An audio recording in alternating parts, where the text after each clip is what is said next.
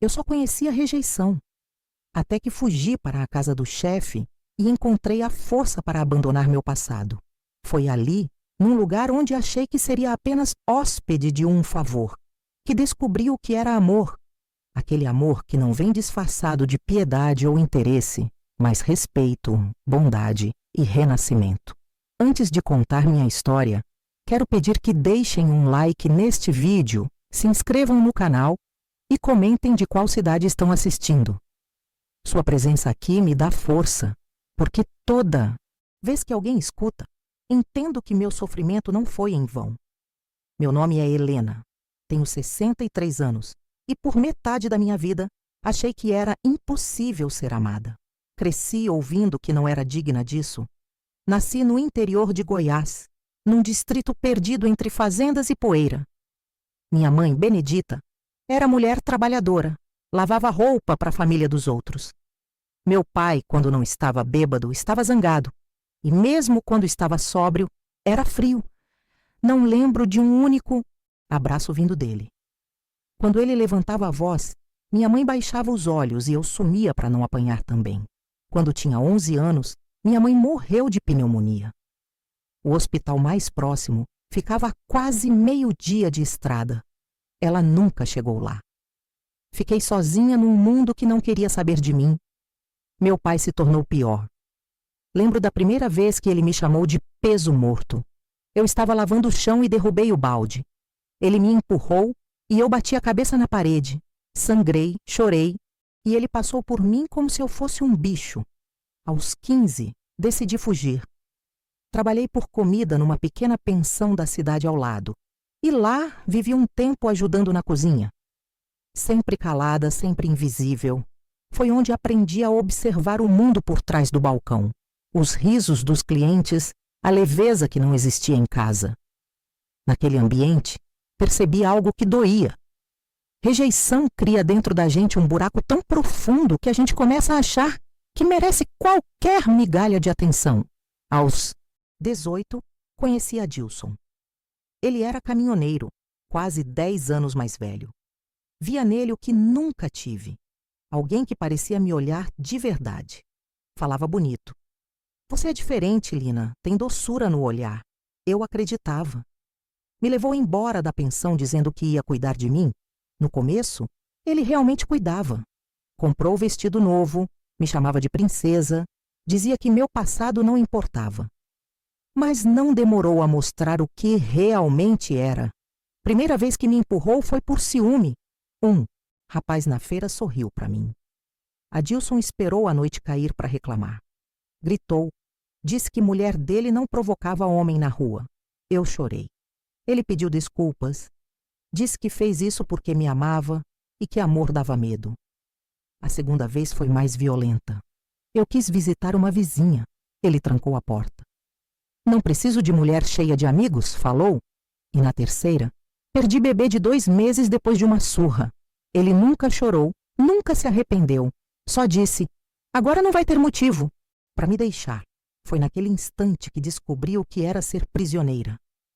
Mas não existe cárcere que segure alguém para sempre. Um dia, enquanto ele dormia, saí com apenas uma sacola e R$ 10 escondidos. Peguei ônibus para Goiânia, sentei na última poltrona e chorei a viagem inteira. Não sabia o que faria, mas sabia que qualquer coisa era melhor que continuar. Chegando lá, arrumei emprego de diarista.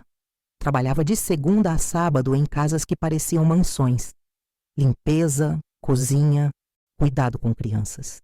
E um silêncio dentro de mim que doía mais que o cansaço. Naquela época, eu tinha 22 anos e já me sentia velha. Cada gesto vinha com medo. Cada elogio trazia desconfiança. Passei quase 2 anos assim, de casa em casa, até conhecer o lugar que mudaria minha história. Foi numa manhã abafada de dezembro. Uma das patroas para quem eu limpava, Dona Celina, me indicou para trabalhar fixo numa empresa de confecção que pertencia ao irmão dela. Ele precisa de alguém confiável para cuidar da casa dele também, disse. Achei estranho o homem rico e solteiro contratar uma ajudante assim, mas aceitei. O nome dele era Fernando. Engenheiro têxtil, dono da confecção onde residia uma rotina de 20 funcionárias, costurando sem parar. Entrei na casa sem saber o que esperar. Era sobrado claro, janelas grandes abertas de par em par, cheiro constante de café fresco. Ele estava sempre cercado de papéis e tecidos coloridos. Mas o que mais me chamou a atenção foi o jeito como olhava as pessoas quando falavam, como se realmente ouvisse. No primeiro dia ele me perguntou: "Gosta de trabalhar, Helena?" Respondi que sim e esperei ele rir de minha simplicidade. Mas ele apenas disse: "Então vamos nos dar bem." E se afastou. Não usava aquele tom autoritário que todo patrão tinha. Era homem educado, gentil, mas recluso. Não falava da vida pessoal. Tudo nele era medida e silêncio. Trabalhar ali era fácil e difícil ao mesmo tempo. Fácil porque pela primeira vez não havia insultos, gritos ou humilhações. Difícil porque o respeito que Fernando tinha me deixava nervosa. Não sabia lidar com alguém que me tratava com gentileza, sem pedir nada em troca. Quando ele via que eu estava cansada e mandava descansar, eu achava que fosse truque, mas não era. Era só cuidado. Com o tempo, comecei a conhecê-lo melhor. Descobri que, apesar da aparente serenidade, ele carregava dor grande. A esposa havia morrido há 4 anos num acidente de carro. Era mulher alegre que fazia festas e preenchia a casa de cor. Desde que ela se foi, ele vivia no trabalho. Sem filhos, sem vida social. Ele me contava essas coisas aos poucos, nos intervalos entre o café e o concerto de algo na cozinha. Às vezes achava que falava comigo apenas para ouvir o som da voz de outro ser vivo na casa. Aos poucos, a casa foi ganhando rosto novo. Coloquei cortinas novas, flores nas janelas, perfume de lavanda nos quartos. Ele notava, mas fingia não perceber. Até que um dia, quando coloquei toalha nova na mesa de jantar, ele olhou e disse: "Ficou bonita a casa. Acho que você trouxe ela de volta para mim." Sorri sem jeito com as mãos sujas de sabão. "Não fiz nada demais." "Fez sim," respondeu. "Às vezes o que parece pequeno muda tudo." E assim comecei a mudar também. Depois de tanto viver com medo, comecei a respirar diferente. Fernando nunca me fez perguntas sobre o passado, e por isso foi com ele que aprendi o que é confiança. Quando alguém respeita seu silêncio sem precisar quebrá-lo. Mas paz demais é coisa que quem sofreu desconfia. Eu vivia à espera da hora em que tudo desmoronaria. Esperava que ele se transformasse em outro Adilson, que gritasse, que mostrasse que toda bondade é isca. Só que os dias viravam meses e nada acontecia. No lugar do medo, foi nascendo carinho. E o carinho, esse teimoso, começou a me assustar. Lembro perfeitamente do dia em que percebi estar sentindo algo por ele. Era fim de tarde, chovia e faltou luz. Eu estava na cozinha tentando acender vela, quando ouvi ele descer as escadas devagar. Tinha no rosto sombra azul que as nuvens projetavam pela janela. Ele veio até mim, me ajudou com o fósforo e disse baixinho: "A casa sem luz não serve para nada, mas com você aqui, ainda parece ter sol." Meu coração disparou. Não soube responder. Foi a primeira vez em anos que alguém me enxergou como pessoa e não como sombra. Depois daquela noite, comecei a fugir do olhar dele. Era medo do que sentia. Um medo doce, misturado com culpa. Achei que não merecia. Passei metade da vida sendo rejeitada. E, de repente, alguém me tratava como se eu fosse importante. Não sabia como lidar. Fernando percebeu minha distância, mas nunca me cobrou presença. Continuava gentil, deixando recados simples para mim. Uma vez encontrei bilhete dobrado no balcão. Fez bolo de fubá. Senti cheiro lá de cima. Outro dia, me deixou flores brancas com bilhete escrito: "Para quem devolveu, cor as coisas." Aquilo confundia. Não sabia se era amizade, gratidão ou algo maior. O que sabia é que pela primeira vez eu não queria fugir.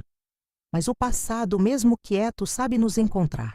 Certa manhã Adilson apareceu, sujo, com cheiro de álcool e raiva nos olhos. Disse que me procurava há anos e que descobriu onde eu trabalhava. Gritou na frente da portaria. As costureiras se assustaram. Fernando saiu do escritório imediatamente. Adilson me chamou de tudo. Disse que eu era ingrata, que meu lugar era com ele. Meu corpo todo tremia. Antes que ele me tocasse, Fernando se colocou entre nós. Falou firme, sem gritar. Aqui, ninguém obriga ninguém a nada, vá embora. Adilson xingou, empurrou e acabou indo embora escoltado pelos seguranças. Eu tremia de tal forma que quase desmaiei. Fernando me levou para dentro, mandou prepararem chá e ficou do meu lado em silêncio. Só depois de horas consegui dizer, chorando, ele vai voltar. Não vai. Não acredita. Nisso, ele sempre volta. Enquanto eu estiver aqui, ninguém mais vai te machucar. Aquele enquanto eu estiver aqui ficou preso dentro de mim. Pela primeira vez, o medo não me dominou. Minha coragem começou ali, dentro da casa do chefe, protegida não por muros, mas por respeito. Naquela mesma noite, Fernando me chamou na varanda. A chuva tinha parado. Ele me olhou por longo tempo e disse: Helena, você pode voltar para o seu mundo quando quiser, mas se ficar, saiba que aqui não precisa se esconder de ninguém. E foi naquele instante que percebi que talvez eu ainda tivesse chance de recomeçar. Depois daquela noite na varanda, algo em mim mudou. Pela primeira vez, senti que podia permanecer num lugar sem precisar pedir desculpas por existir. Fernando me deu o que ninguém antes tinha oferecido: tranquilidade. E tranquilidade, para quem veio do medo, é a forma mais profunda de amor. Nos dias seguintes, tentei retomar a rotina de sempre. Fazia café logo cedo, abria janelas, limpava a casa, mas agora havia leveza em cada gesto. Até meu andar parecia diferente. Antes, pisava tentando não fazer barulho, medo de incomodar. Agora o som dos passos era natural, quase confortável. E de tempos em tempos, ouvia passos dele no andar de cima, compassados e lentos, como se costurassem o silêncio entre nós. Fernando nunca mencionou o incidente com Adilson. Talvez por respeito, talvez por entender que reviver aquilo só abriria ferida que estava começando a fechar. Mas desde aquele dia, percebi olhar diferente no rosto dele. Não de pena, mas de cuidado. Aquele cuidado discreto que se nota nos detalhes. Passou a chegar em casa mais cedo. Deixava bilhetes simples e, embora poucas palavras fossem trocadas, era como se conversássemos com o olhar. Certa tarde, enquanto organizava os tecidos na sala anexa à casa, ele entrou. Estava suado, camisa dobrada nos braços, e perguntou se eu podia ajudá-lo com uma mancha de tinta no braço. Sorri, sem saber se estava rindo da simplicidade do pedido ou do nervosismo que me tomou. Peguei pano úmido e, ao tocar o braço dele, senti aperto no peito. Não era paixão cega, era ternura. Era desejo de que aquele momento não terminasse, de que ninguém mais aparecesse na porta interrompendo. Ele percebeu o tremor em minhas mãos e disse baixo: Você não precisa ter medo de mim, Helena. A voz que ele usou foi tão calma que quase chorei. Balancei a cabeça, sem coragem de explicar que o medo não era dele, era de sentir de novo algo que me lembrasse do que perdi. A relação seguiu assim por meses, uma mistura de rotina e descobertas. Eu acordava e já sentia cheiro do café que ele preparava antes de sair.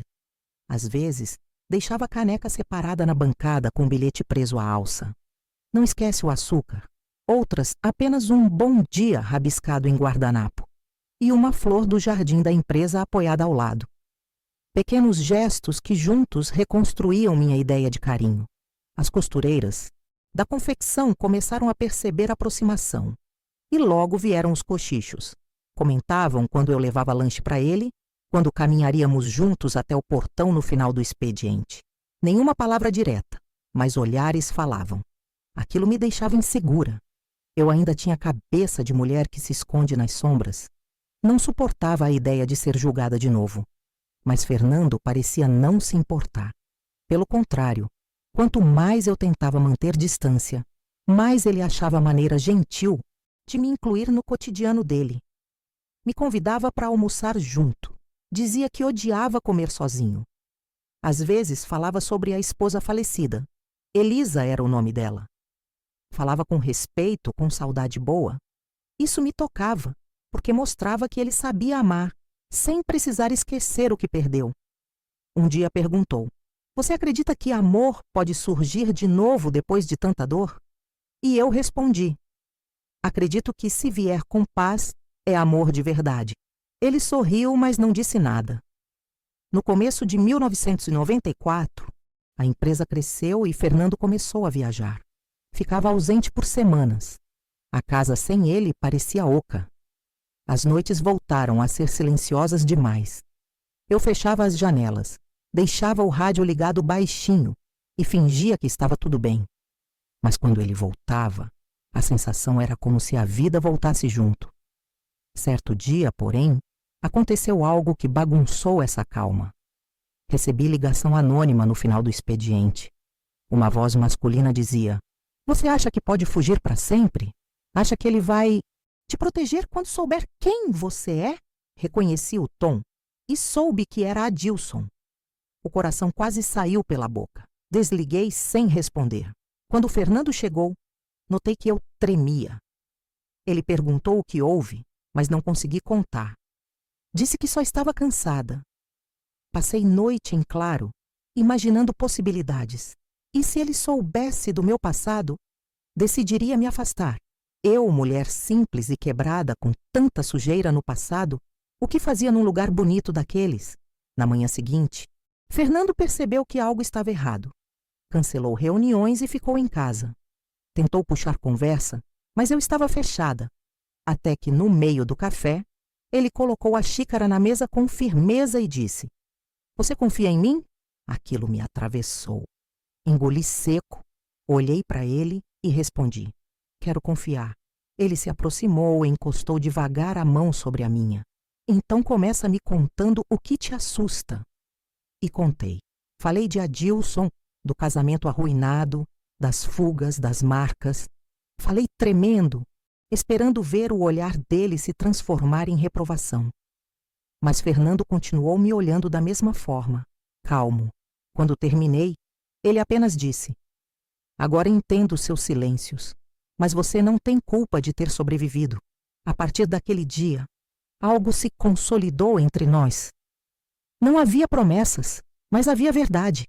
As coisas simples, dividir refeição, rir de piadas tolas, cuidar das hortênsias do quintal, ganharam gosto de família. Fernando não mencionava amor, e eu não tinha coragem de nomear o sentimento, mas sabíamos. Era ali, entre as paredes daquela casa, que eu descobria o que sempre busquei: pertencimento. Apesar da tranquilidade, eu ainda enfrentava o que chamo de fantasmas do espelho. Havia dias em que olhava para o meu reflexo e via apenas rejeição. Outras, culpa. E quando ele me abraçava por trás, cochichando que eu era linda, demorei muito para acreditar. Não porque fosse dúvida sobre ele, mas porque dentro de mim a voz antiga ainda dizia o contrário. Ele parecia enxergar além, dizia: "Você ainda não percebeu o que fez, Helena? Criou flores num deserto." Eu ria sem acreditar. Ele respondia sério: "Não ria. Transformar dor em calma é dom que poucos têm." Os anos passaram devagar e vida tomou ritmo doce. Adilson nunca mais apareceu. Às vezes sonhava com ele, acordava suando, agarrada ao travesseiro. Fernando entendia e me deixava chorar em silêncio. Depois, fazia café e esperava o dia clarear comigo. Mas a paz, mesmo quando verdadeira, sempre traz prova de fogo. Certo domingo de manhã, enquanto arrumava a sala, ouvi batidas fortes no portão. Fui abrir achando que era vizinho, mas era Adilson. Quase não o reconheci. Magro, rosto envelhecido, cheiro de álcool. "Voltei para pegar o que é meu!" ele gritou. Disse que eu tinha roubado anos da vida dele e que se não voltasse com ele, faria escândalo. Eu tremia, mas não recuei.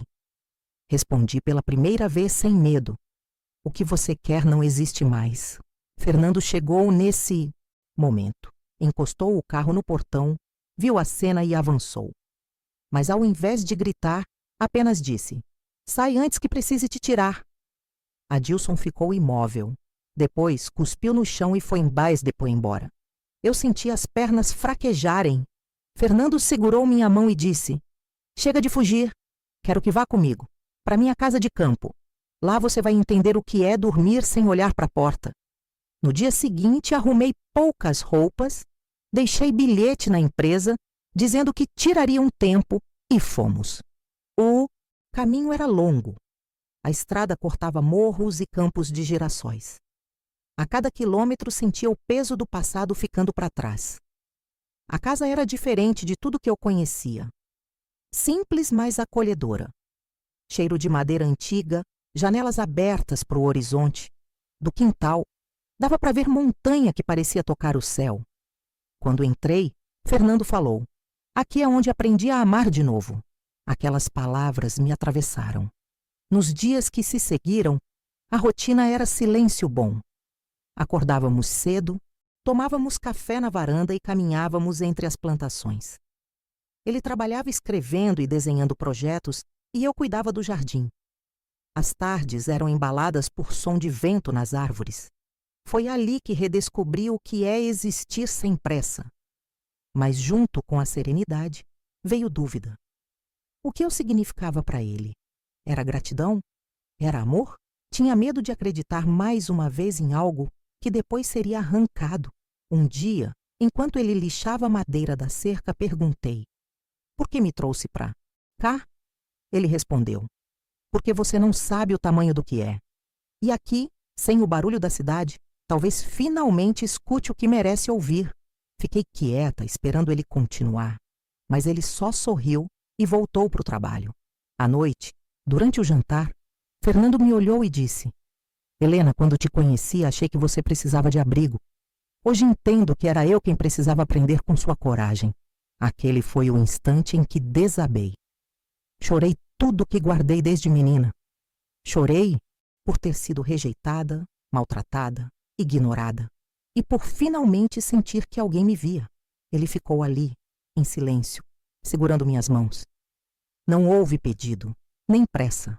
Só um toque de alma reconhecendo alma. Ficar ali, naquela casa, foi como renascer. Às vezes as pessoas perguntam quando percebi que o medo tinha ido embora. Acho que foi na primeira vez que acordei e percebi que o som que ouvia era só o canto dos pássaros, não os gritos de ninguém.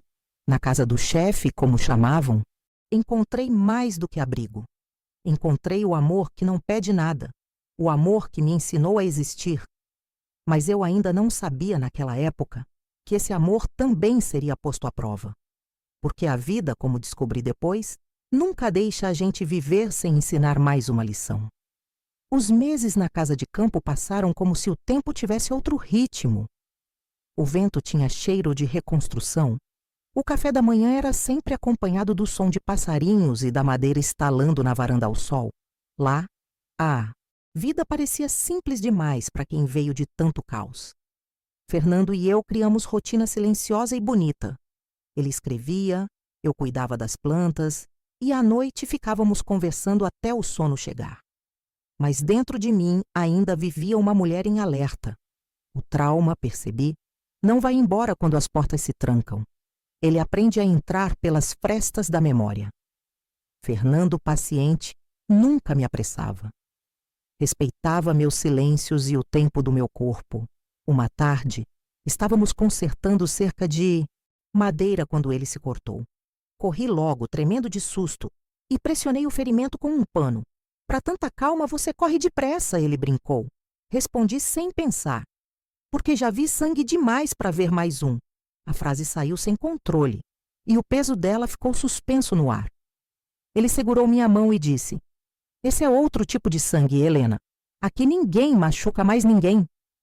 Foi ali que percebi quanto ele entendia, mesmo sem eu explicar. A vida nos campos me curou de formas que nem terapia seria capaz. Dormia melhor com o canto dos grilos e aprendi a gostar do som da chuva. Ironia cruel para quem sempre teve medo dela, porque nos piores momentos da minha vida a chuva caía. Agora, cada gota parecia lavar o resto da dor. Fernando dizia que eu era igual às flores do jardim dele, sofridas, mas teimosas o suficiente para florir em solo rachado. Eu ria disso, mas no fundo sentia que aquela comparação guardava uma verdade profunda. Com o tempo, começamos a nos aproximar mais. Não de forma repentina, mas natural, como duas árvores que crescem lado a lado e acabam se encostando sem perceber. Ele me ensinou a dirigir o trator pequeno usado na horta. Dizia que mulher tem jeito leve e que as plantas cresciam melhor sob mãos cuidadosas. Eu fingia não perceber como ele me olhava quando eu ria, e ele fingia não notar como eu gaguejava quando ele chegava perto demais. Havia algo entre nós que não precisava ser dito, apenas sentido, mas como sempre, a vida parecia pronta para testar cada pedaço de felicidade que eu conquistava. Tudo começou numa manhã qualquer. Chegou carta oficial, timbre da confecção, endereçada a Fernando. Ele abriu, leu e ficou quieto. Foi preparar o almoço, mas percebi o semblante dele mudar. À noite, quando sentei ao lado dele, perguntei se estava tudo bem. Ele respirou fundo e respondeu: "Um dos sócios quer me afastar da diretoria. Acham que vir morar aqui foi erro."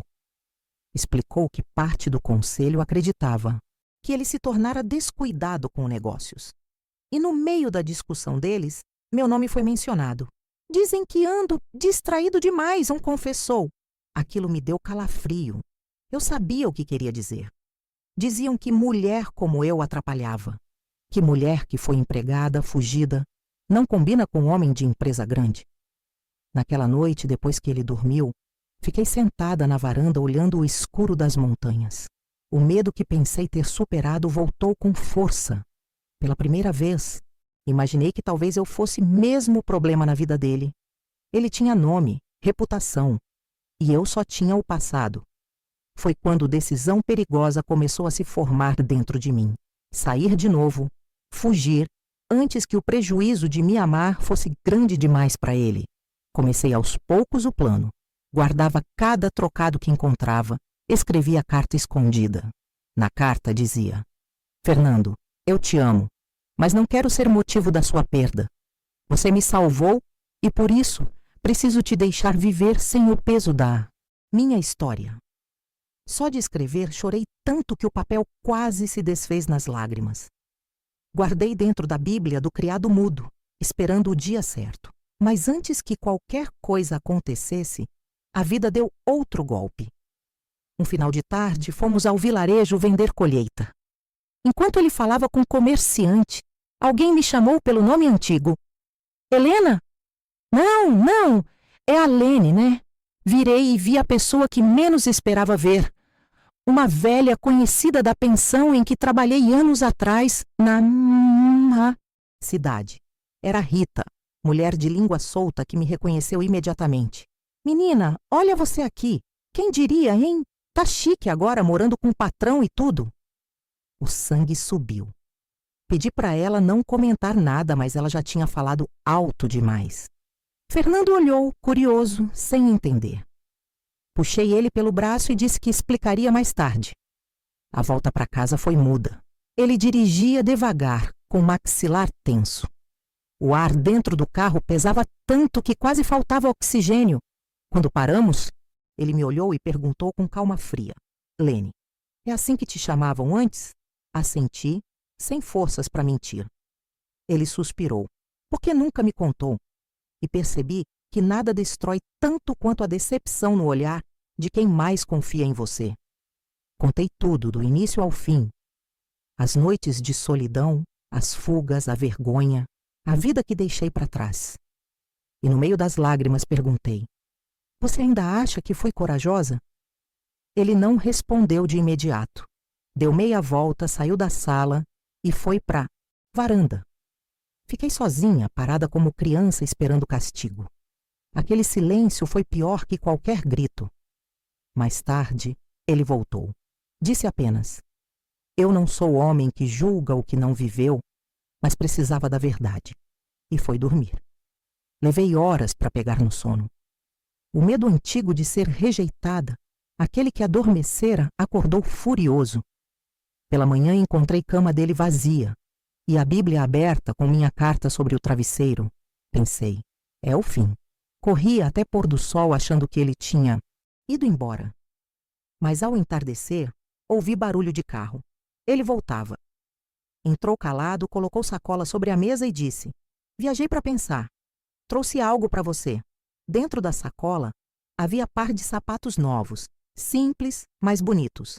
"Para lembrar que você não precisa fugir de novo. Pode andar ao meu lado agora." Chorei tanto que ele achou que eu passaria mal. E ali, entre pranto e abraço, se fez perdão.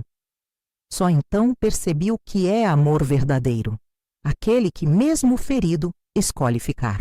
Mas a paz dura pouco e vem quando é merecida. O escândalo que começou na cidade chegou até a diretoria da confecção. Um dos sócios, homem chamado Álvaro, espalhou boatos de que Fernando vivia escondendo uma amante fugida, antiga empregada. A crueldade com que a história se espalhou me lembrou o passado. Outra vez, os olhares mudaram, as palavras cortavam. Fernando, orgulhoso, enfrentou tudo, disse ao conselho: "Sim, ela morou comigo, e se isso é erro, é o único que me dá alegria." Mas, empresa, fria, afastou-o do cargo por conduta incompatível com posição de liderança. Ele voltou para casa exausto e disse: "Parece que perdi tudo." Ajoelhei diante dele e respondi: "Não perdeu, só deixou para trás o que não te merecia." Ele sorriu cansado, mas nos dias seguintes percebi o peso das perdas. Sombrio, falava pouco, passava horas na varanda olhando o campo. A alegria que um dia me acolheu parecia desaparecer dentro dele. Senti medo, não do homem, mas do destino. Medo de ver tudo ruir pelas minhas mãos. Tentava animá-lo, cozinhava, cuidava do jardim, fazia piadas tolas. Ele fingia rir, mas eu via que por dentro se quebrava. Um dia, enquanto regava as flores, ele disse: "Sabe o que é difícil? Não ter para quem provar que era capaz." Segurei nas mãos dele e respondi: "Então prova para você. Foi você quem me ensinou isso." As semanas passaram e, aos poucos, o brilho voltou. Ele começou um novo projeto, uma pequena confecção local com mulheres da região. Disse que queria dar emprego a quem nunca teve chance. Quando vi as primeiras máquinas funcionando, chorei. Era como se a vida, depois de despedaçada, encontrasse jeito de se costurar de novo. Trabalhei com ele. Eu cuidava das contas e do café, e toda tarde o via sorrir alguém. Mas o passado, mesmo esquecido, ainda rondava os arredores. Uma noite, voltando da vila, vi figura parada na estrada. Era Adilson, pálido, roupa rasgada. Disse que queria só conversar. Não cheguei nem a responder. Fernando apareceu logo atrás. Mandou ele embora. "Não volta mais", disse firme. Adilson saiu tropeçando no escuro e nunca mais o vimos. Soube depois que morreu num acidente de moto semanas depois. Senti algo estranho. Não alegria, mas libertação. Como se naquele entardecer todo o ciclo de medo finalmente terminasse. Nos meses seguintes, construímos juntos nova rotina. A empresa cresceu devagar, mas com dignidade. As mulheres da vila o chamavam de patrão bondoso. Uma delas disse: "Primeira vez que homem rico chama pobre de senhora." E eu ria, orgulhosa de ver quem ele era sem precisar de máscaras. Foi também nesse tempo que percebi algo bonito. O amor não precisa de grandiosidade para ser eterno. Ele se mostra no barulho do café sendo coado, no concerto da torneira, nos sorrisos silenciosos do fim da tarde. Foi ali, entre coisas simples, que descobri que minha vida, marcada por rejeição, tinha virado símbolo de algo maior: renascimento. Alguns anos depois, tornamos tudo oficial. Casamos no civil, cerimônia pequena, só amigos da vila. Ele usava terno bege, eu vesti vestido florido, sem véu, sem pompa. Quando o juiz disse: "Pode beijar a noiva", olhei para ele e pensei: um dia fugia dos homens, hoje caminho ao lado de um. Mas como toda história de amor, a nossa ainda guardava desafio que testaria limites. E o que veio depois daquela felicidade simples se tornaria prova de fogo. Não da minha coragem, mas da dele. Porque a vida nunca permite que a gente feche os olhos por completo antes da última lição. O tempo passou e a pequena confecção de Fernando cresceu mais do que qualquer um esperava. As mulheres da vila, antes tímidas e descrentes, agora trabalhavam com alegria, cantando durante o expediente. O som das máquinas de costura misturava-se aos risos e a pequenina fábrica parecia pulsar vida. Todos diziam que Fernando tinha trazido esperança para o lugar, mas eu sabia que a verdadeira força vinha dele e também das mulheres que, como eu, um dia tinham sentido o gosto da rejeição e agora costuravam um novo começo. Nossa vida era simples, mas feliz. Eu acordava antes do sol, preparava café e saía com ele para o trabalho.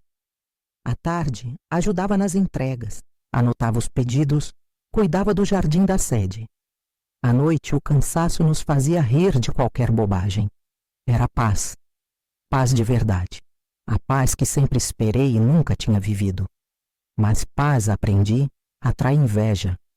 E nas cidades pequenas, bondade incomoda mais do que maldade. Sempre há quem queira provar que o que é simples demais não pode ser puro. O boato começou devagar, como sussurro no mercado. Diziam que Fernando desviava dinheiro, que a fábrica era fachada para a política, que eu mandava mais que ele. Riam. Chamavam-me de a ex-empregada que virou patroa. No início, tentei ignorar, mas cada palavra envenenava. E o pior, Fernando não dizia nada. Ouviu os rumores e guardou silêncio. Um dia, incapaz de aguentar, perguntei se ele acreditava nessas histórias. Ele me olhou longo tempo e respondeu: as pessoas falam quando veem o que não compreendem, e o que temos é simples demais para caber na cabeça de quem só entende do que é torcido. Mas percebi que os comentários o atingiam. Às vezes, voltava para casa distraído, os olhos longe. Perdi a conta das vezes em que o ouvi suspirar em silêncio, e toda vez o medo voltava. O medo de ser a origem da dor de quem amo.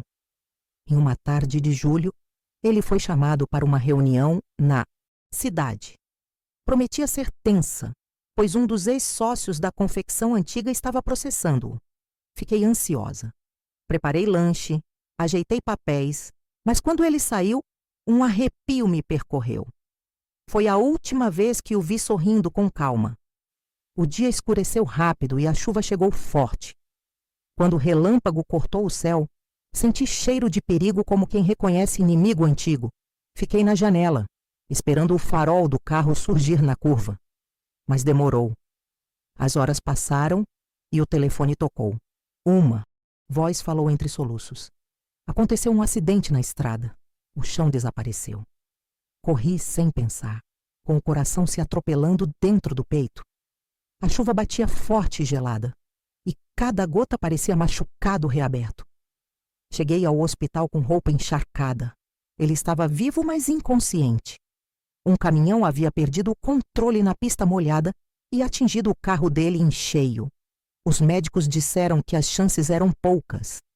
Lembro do som dos aparelhos, do cheiro metálico no ar, da luz, fria nos corredores. Sentei ao lado da cama e segurei sua mão. Sussurrei. Você é o homem que me ensinou a ficar. Então, fica também. E fiquei ali, noite inteira, acariciando a mão dele como quem reza. Dias depois, ele despertou. Fraco, mas lúcido. Quando abri os olhos e sorriu de leve, entendi que ainda havia milagres. Te dei susto, né? Murmurou. Ri entre lágrimas. Mais um e você me mata, seu teimoso. Ele se recuperou devagar, mas o acidente deixou sequelas. Andava mais devagar, e a fala vinha com leve cansaço. Mesmo assim, insistia em trabalhar. Eu dizia para descansar. Ele respondia, não sei ficar parado, e voltava para o escritório, de onde comandava tudo com firmeza e doçura habitual. Mas o destino parecia determinado a testar a força que construímos. Certo dia, voltando de uma visita aos fornecedores, encontrei homem estranho esperando na porta da fábrica. Terno caro, rosto insolente. Ele se apresentou como advogado do antigo sócio de Fernando. Disse que haviam encontrado supostas provas de desvio de recursos. Uma calúnia absurda. As autoridades vão investigar. Seu marido pode ser preso. Falou com prazer na voz. Aquilo me atingiu como pancada. Quando contei a Fernando, esperava vê-lo irritado, mas ele só apoiou a cabeça na cadeira, cansado. Disse: eles nunca me perdoaram por não ter jogado o jogo deles. Querem vingança. Foram meses de tensão. Depoimentos, papéis, viagens ao fórum. Cada audiência era ferida nova. Durante todo o processo, ele manteve serenidade, mas à noite, quando o sol descia, via tristeza nos olhos dele. Lutamos tanto para construir limpo e ainda assim apontam a sujeira que não fizemos, dizia. Fiquei firme. Pela primeira vez na vida não fugi de uma batalha. Fui com ele em cada audiência, sentei no fundo da sala, olhos fixos nele, como quem queria emprestar força pelo olhar. As pessoas cochichavam. É a mulher que ele tirou da rua. Mas aprendi a transformar vergonha em coragem, porque amor que é verdadeiro não se esconde nem diante do tribunal. Quando finalmente saiu a absolvição, ninguém comemorou mais que as costureiras. Elas bateram palmas, fizeram festa surpresa, costuraram tapete com frase: justiça também se costura. Fernando riu pela primeira vez em semanas. Me abraçou e disse: você foi minha sorte mais difícil. Achei que, depois disso, teríamos descanso. Mas a saúde dele piorou. O corpo já não acompanhava as beitoava à vontade. Cansava com esforço mínimo. Os médicos diziam que o coração estava fraco. Ele teimava em agir normal. Eu via e fingia não perceber, porque o medo de admitir me sufocava. Certa manhã o encontrei sentado na varanda, olhando o horizonte. Lembra quando chegou aqui assustada? Perguntou. Assenti. Agora é você que me dá coragem de ficar. Essas palavras me quebraram por dentro. Senti que ele sabia, que sentia o corpo se apagando como chama no vento. Engoli o choro e sentei ao lado. Ficamos ali, em silêncio. Só o som dos pássaros e o barulho lento das árvores. Dias depois, ele teve crise forte e foi levado às pressas para a cidade. No hospital, o mesmo corredor branco de anos antes me esperava. As mesmas máquinas, o mesmo frio. Mas agora eu era outra. Não era mais a mulher que pedia para ser salva. Era a Moira, a mulher que aprendia a deixar partir. Ele olhou para mim exausto e disse: promete cuidar da fábrica? Prometo. E cuidar de você? Ri em meio às lágrimas. Isso já prometi faz tempo. Ele tentou falar mais alguma coisa, mas o corpo teimoso não deixou. Apertou minha mão uma última vez. E dessa vez, o silêncio que veio depois não foi medo, foi despedida. O velório foi simples como ele queria. As mulheres da fábrica colocaram flores brancas ao redor do caixão. O padre falou palavras bonitas, mas a frase que ficou foi a de uma das costureiras. Ele acreditava que trabalho curava a alma. E curou. A de todas nós. Depois do enterro, voltei para a casa vazia. O cheiro dele ainda estava nos lençóis. Sentei no sofá, olhei o par de sapatos que ele havia me dado no dia em que me impediu de fugir e desabei. Foi o som do choro que tirou o peso guardado por toda uma vida. Chorei por ele, por mim, por cada mulher que confunde dor com destino. Nos dias seguintes, encontrei carta dentro da mesa do escritório. Escrita de próprio punho, envelope sem destinatário. No papel, apenas algumas linhas. Helena, se ler isto, é porque a vida já me fez parar. Só quero que saiba que o amor que te dei foi o melhor de mim. Você me ensinou que recomeço não é voltar do zero, é seguir carregando cicatriz e, mesmo assim, sorrir. O que construímos, ninguém pode tirar. Cuide das mulheres, cuide das flores. A carta terminou assim, sem despedida, sem ponto final, só o espaço em branco, como se o amor dele continuasse entre as linhas. Nos meses seguintes, transformei lista de palavras em ações. Mantive confecção viva, ampliei projeto de capacitação e rebatizei a empresa com o nome que ele merecia, Casa de Fernando. Hoje é abrigo e escola para mulheres da região. Ensina costura, leitura e o valor de não se calar. Quando visitei o cemitério pela primeira vez depois disso, levei comigo um pequeno caderno. Nele, escrevi tudo o que nunca consegui dizer em voz alta. Coloquei caderno aos pés da lápide e disse: agora você é parte de cada uma de nós. Saí de lá sentindo leveza diferente. Foi quando percebi uma coisa. Talvez o amor verdadeiro não precise durar para sempre na carne para durar na alma. Mas voltei para casa e naquela mesma noite sonhei com ele. No sonho, estava me chamando na varanda, o sol se punha e ele sorria dizendo: você ficou, Helena, finalmente aprendeu a ficar. Acordei chorando, mas pela primeira vez sem dor. Só gratidão. No quintal, flores que plantei com ele estavam abertas. Vermelhas, vivas, intensas. Lembrei do que Fernando me dissera uma vez. A vida é como costura.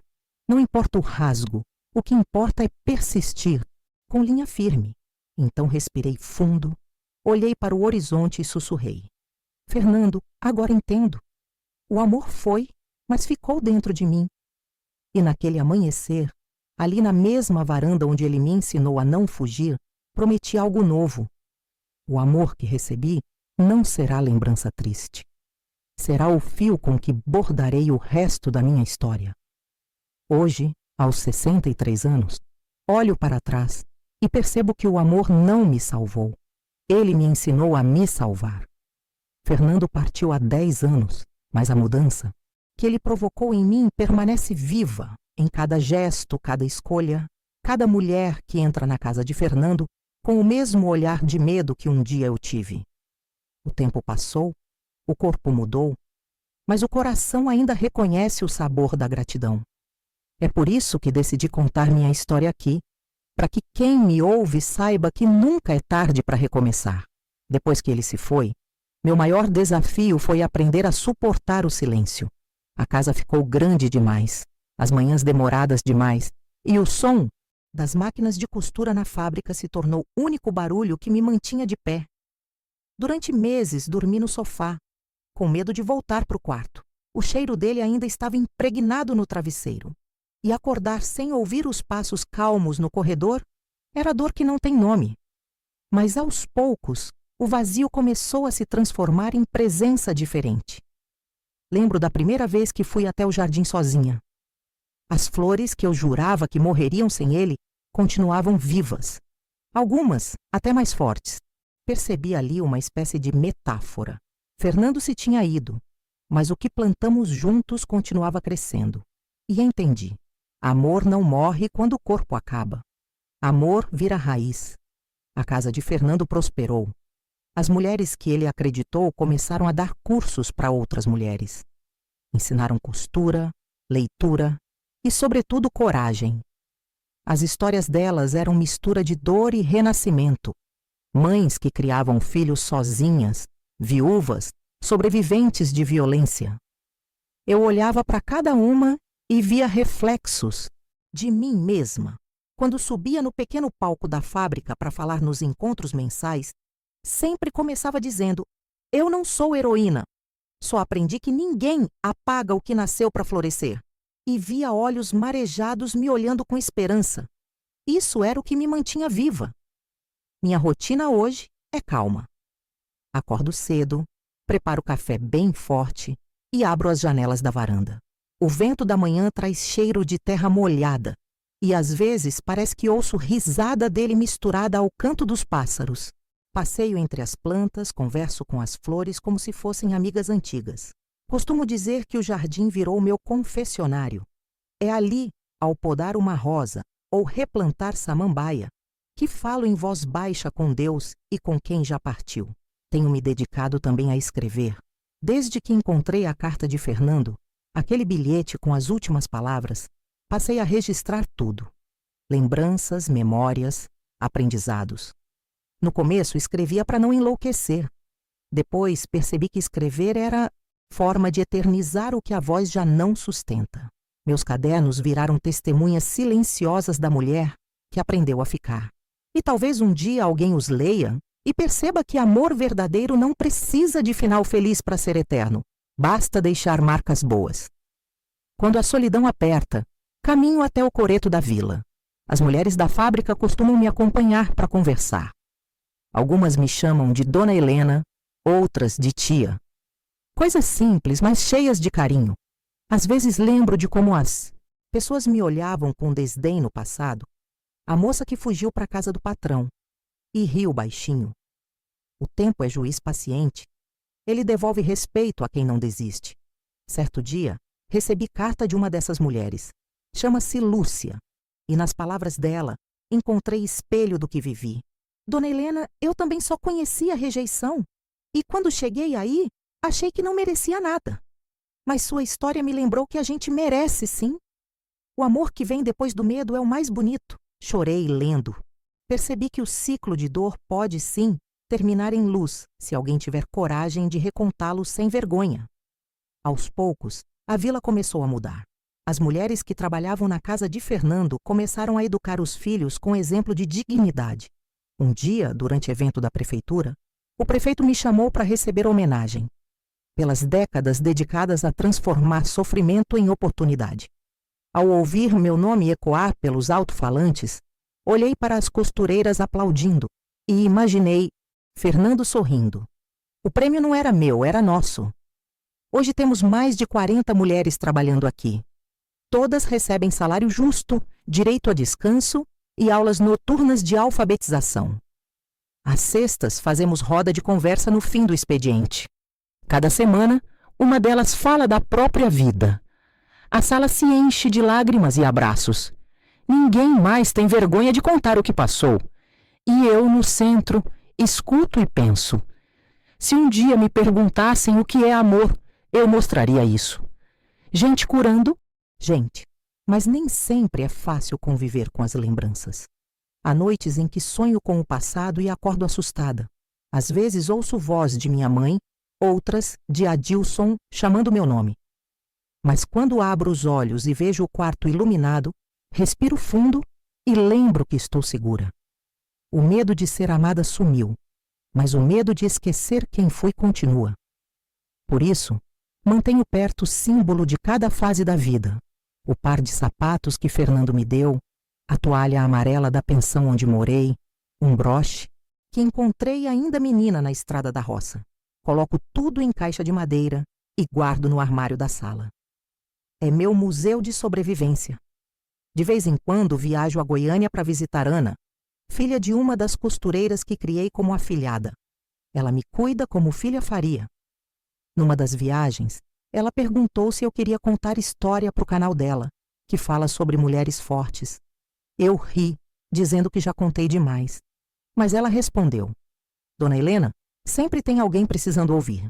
Foi aí que percebi o verdadeiro poder da palavra. Minha voz, que um dia só sabia chorar, agora se presta a consolar. Concordei. E aqui estou, contando para vocês. Ao falar, eu lembro de cada rosto do caminho. Dalva, a mulher que primeiro me acolheu. Rita, que sem saber plantou o reencontro. Márcia, que apareceu no velório com vestido preto e olhos marejados. E, claro, Fernando. Tenho a imagem dele viva em detalhes. O modo como ajeitava óculos, a risada curta quando eu dizia algo sem graça, o jeito que encostava a mão na minha quando queria silêncio sem precisar pedir. Ele vive na minha memória como cicatriz que enfeita. Não polida, mas necessária. O amor que me salvou não foi o de contos de fadas, e sim o que me mostrou que posso ser inteira. Aprendi que amar não é se esconder atrás do outro, é caminhar junto, e que perder alguém não apaga o que ficou. Muitas meninas jovens vêm falar comigo depois das palestras. Querem saber se, depois de tanto sofrer, ainda acredito no amor. Eu digo, acredito. Mas não no amor que precisa ser provado todo dia. Acredito no amor que dá descanso. Amor que é paz, não guerra. Que ensina, não aprisiona. Outro dia, uma delas comentou: Mas, Dona Helena, e se a gente se acostumar sozinha? E se ninguém aparecer? Eu ri. Então você se ame ao ponto de não precisar. Amor é adição, não remendo. A velhice trouxe rugas, mas também desapego. Já não quero esconder cicatrizes nem medir palavras. Aprendi que se deve falar a verdade mesmo quando a voz treme. É assim que honro as mulheres que vieram antes de mim. Todas que foram caladas, escondidas, esquecidas. Nos últimos anos comecei pequeno projeto dentro da casa de Fernando chamado Fios da Memória. Nele, cada mulher borda retalho com palavra que representa o que encontrou ali: coragem, fé, dignidade. Depois costuramos todos juntos e penduramos mural na parede central. Toda vez que passo e olho aquele mosaico colorido, sinto que é como olhar para minha própria alma costurada de novo. As visitas à cidade são raras agora. Gosto do som da natureza, da repetição dos dias simples. Deito cedo, acordo com o canto dos galos e faço do silêncio meu companheiro. Às vezes, à noite, acendo vela e leio trechos dos livros que Fernando gostava. As palavras dele parecem conversa com o tempo. Quando o vento entra pela janela, penso que é ele passando para me ver. Acho que o maior presente da vida foi ter aprendido a viver sem medo de amar, inclusive a mim mesma. O amor que veio daquele homem me libertou do ódio que eu tinha por mim. E é isso que quero deixar para quem me escuta. Ninguém é pequeno demais para ser digno de amor, e ninguém precisa aceitar dor para merecê-lo. Hoje, quando falo sobre o passado, não sinto vergonha, sinto reverência. Cada obstáculo foi tijolo na casa que construí dentro de mim.